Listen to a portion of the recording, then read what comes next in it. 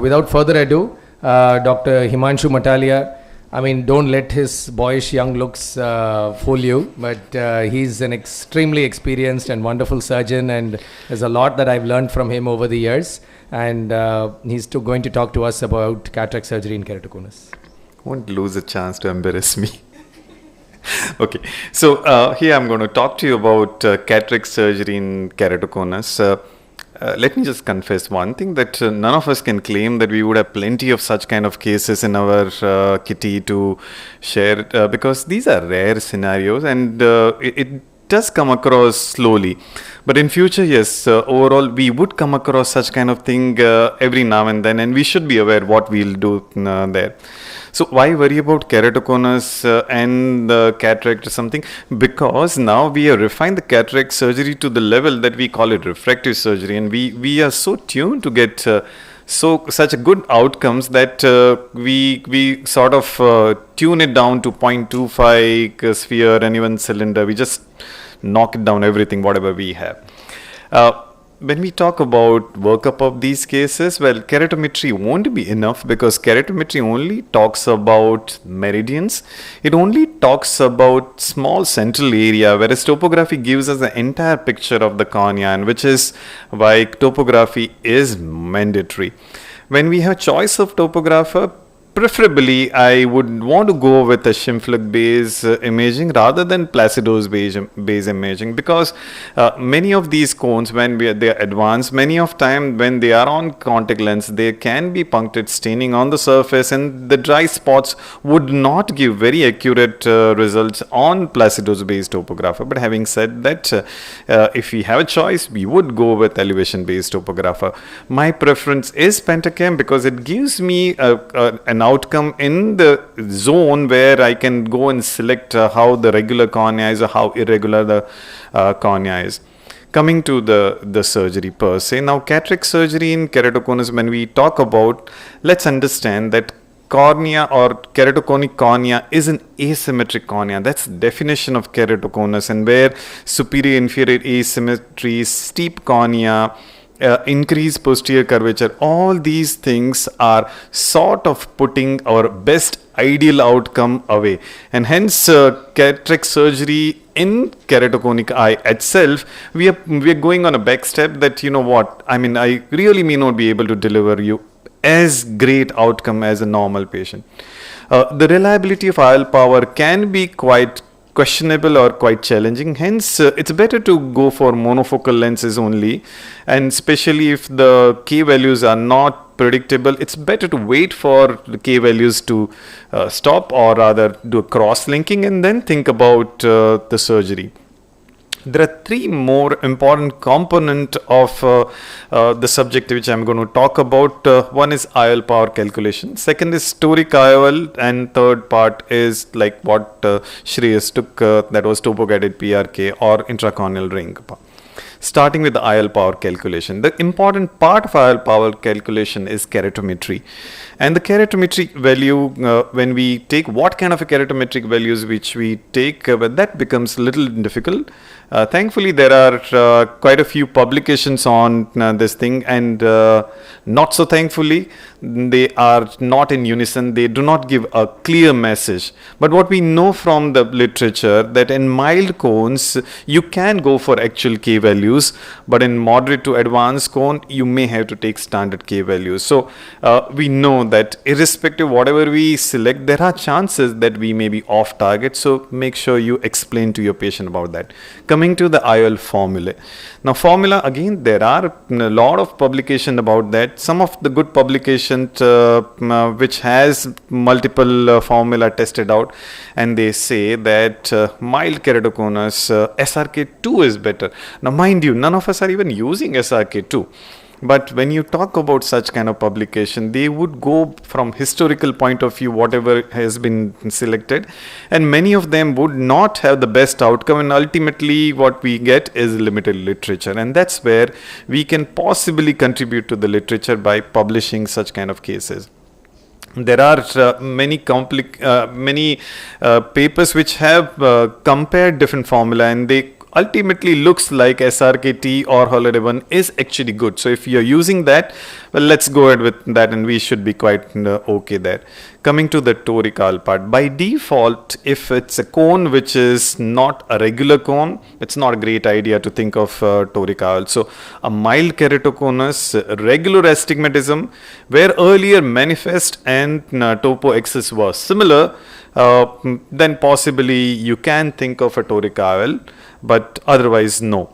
So if somebody with manifest refraction and topographic axis are similar, yes, we can go it. No, well, not the best idea. If the best corrected vision was low, then possibly we have to think of intracorneal ring implants and then think of either monofocal or very advanced cone. Of course, not a best idea. We may have to go with cataract with PKP or DALK, and then possibly sequentially I would think of an IOL implantation or cataract surgery. The final part is topo-guided PRK and intracorneal ring implants. Now again, there are publications which show that you can put an intracorneal ring or Intex, follow it with cataract surgery, which can give you a little better outcome. Having said that, we really don't know the duration, because Intex has this capability that after a while it would lose its effect, possibly after 6 months or so. But when you combine with cross-linking, maybe the outcome can be a little better. As you can see from this picture, that the first topography what you are seeing is actually of post-LASIK ectasia, and when you put in single ring Intex, you can see the surface becomes so much regular, as if there is a just LASIK done, and it's as regular as possible. And so once you get a regular surface and then you do cataract surgery, that possibly would give you much better outcome.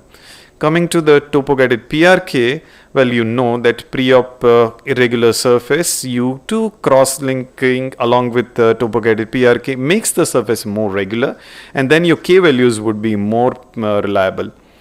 One such case example where patient had high myopia along with keratoconus, we were planning the cataract surgery, and when you see the topography looked pretty stable, and in fact the pre-op vision was quite correlating well with the topography, and hence we decided to go ahead with a toric lens. Interestingly, when I got the eggshell length, which was 32 millimeters, so I knew that I had to go for a customized toric lens. So here, the toricity was not an issue, but the spherical part was an issue, and my lens cylinder was 4.5, my sphere was minus 12.5. So yes, we can do topo-guided treatment, but again, please remember, such irregular corneas you cannot manage with PRK, and hence you have to go for a customized IOL only. Post-operatively, results were very good and the patient was very happy. So to conclude, mild keratoconus less than 55 diopter, you can use the K values, which are actual K values. You can go for SRKT formula or SRK2 formula, Holaday 1 formula. Moderate to severe keratoconus, you might have to use standard K values, and IOL formula we really don't have idea. So be prepared for some surprise. Toric IOLs are reserved for central cone and regular cone, where you're not planning for either RGP or scleral lenses.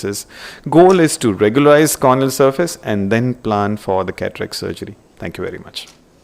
Thank you so much, sir, for finishing ahead of time. Before we take one quick question, we now reach the much awaited keynote talk of the session. We have a very senior and respected cornea surgeon, Dr. Uma Sridhar, who will be talking to us about her experience of dealing with keratoconus patients and cross-linking over the last decade. Please, madam. So just a quick take-home point. If toric IOL is being thought of, should we say that patients with repeatable K reading could consider toric or even customized torics? If not repeatable, stick to spherical and then maybe a contact lens post-op. Would that be a...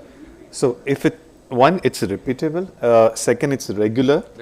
And third, it's more of a central cone, which would be the ideal case for a toric. And oftentimes we get repeatable K values but the magnitude is not repeatable. So that's also a challenge on where you land up as your final axis of your toric IOL, and different calculators end up giving us different axes. So that's also another challenge. The axis would be more interesting part to refine.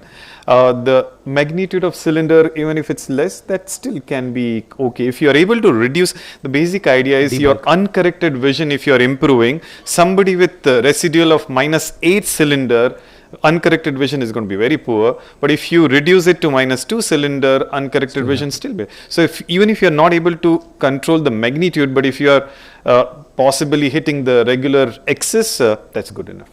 Thank you so much, sir. Can I ask a quick question? Yeah. Sir, any experience with the Kane keratoconus formula, the new formula that? Integrated K, you mean? Yes, the Kane formula. Kane formula. Which has a formula for keratoconus. Correct. So none of the formula are validated with decent amount of data. Right. So when you look at the literature, there are quite a few publications which has combined many formula, and that's the reason I said more we publish, we will have robust literature to support us, and we will have better idea. There are plenty of calculators, plenty of formula, and anecdotal reports and literature available. None of them have robust data and their kitty to convince us. And what posterior corneal astigmatism measurement? Posterior we are not able to treat anterior also, and on top of that we complicate posterior. We are not even sure about how we measure posterior is true or not. So I really don't think that would be so important here in such cases. Also, the challenge is the posterior corneal astigmatism will be higher in keratoconus than what the mathematical calculations of Barrett or other things will have. So definitely that's another reason that even if we correct the entire anterior keratometry or using a toric IOL, we'll still have some residual power because of the posterior astigmatism.